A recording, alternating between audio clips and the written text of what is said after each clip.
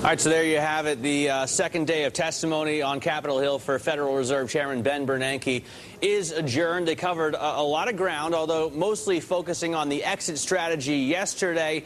Today, a lot of talk about some other issues, including health care, but also regulatory issues. And I'm going to talk about those issues with my guest right now. Mark Gertler is with us. He's an economics professor at NYU. And Mark, you think it is actually appropriate that they spend more time today with the Senate addressing the regulatory issues?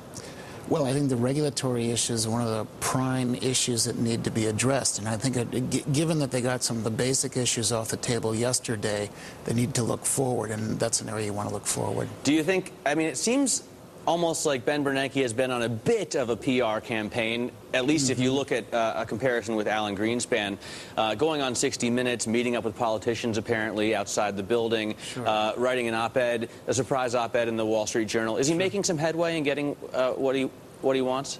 Well, I think so. If you compare the intensity of criticism of the Fed a few weeks ago to what's happened after the response, it seems to me in the last 24 hours it's died down quite a bit. I mean, this hearing today was pretty tame, I would say. So I think he is being effective. And how key is, how likely is it that he gets the regulatory changes that he wants? Obviously, Congress has historically been a little bit critical of too much Fed power. Well, it seemed to me that they had a nice, relatively balanced discussion today, so that was a good sign of getting it on the table. But it's so important to keep up the momentum before this, because this is so critical for avoiding the next crisis or a repeat of this kind of crisis.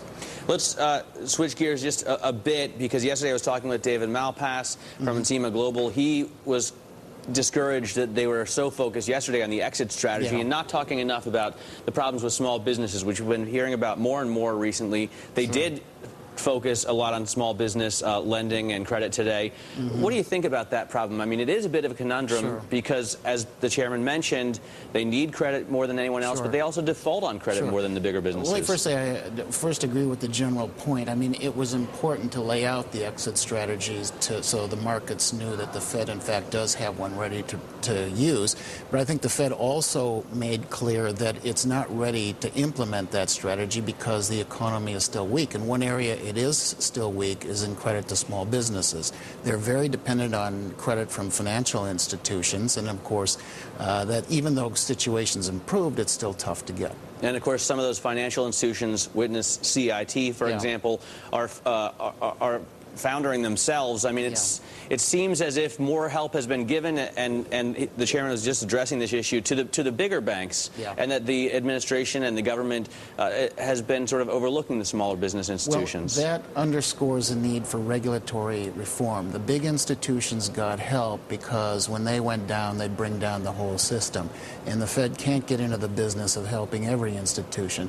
But that's why it's important going forward to create a situation where the Fed doesn't have to intervene at all. In fact, the chairman talked about that. He envisions a system with regulatory reform where the Fed can say no to bailouts to everyone. What do you think about that? It's critical to avoid the reason we're in the mess we're in is the regulatory system didn't adjust for the possibility of large unregulated financial institutions that could pose a systemic threat. That's why we're in the mess we are today.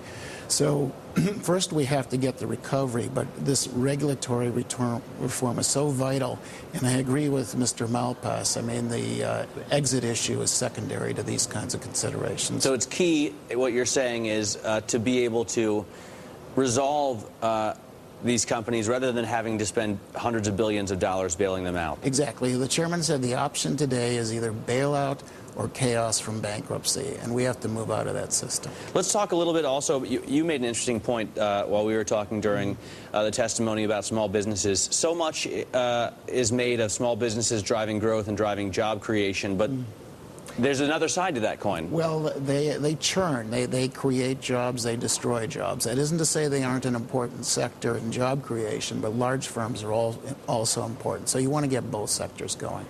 And do you think that we're going to be able to do that? I mean, does it look optimistic here? There were so many concerns from the senators here about small businesses in each of their own districts. Well, a broad point that the chairman emphasized is that the financial system seems to be stabilized. The chances of a catastrophe have been reduced. And this will ultimately help getting go with the flow of credit. We still need to see some improvement in spending and an uptick in household spending. But given that the financial system is in much better condition, one can now envision the process getting going and credit ultimately going to the sector. All right, Professor, thank you so much for joining us. Mark Gertler, economics professor at NYU.